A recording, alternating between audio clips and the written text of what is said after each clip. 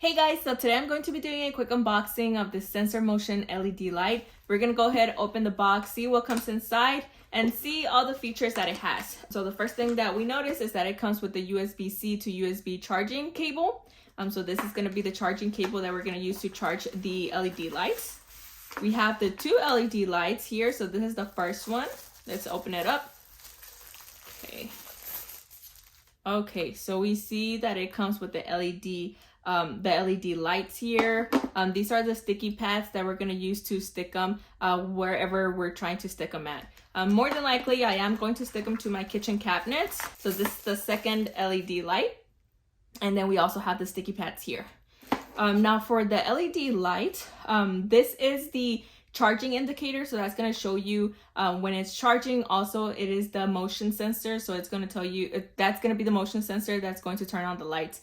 We have we can change the temperature and we can change the brightness. So there's 3 settings for the brightness and 3 settings for the temperature as well. And here on the side we have the on, off, and auto options. We also have where the USB-C cable is going to be plugged in.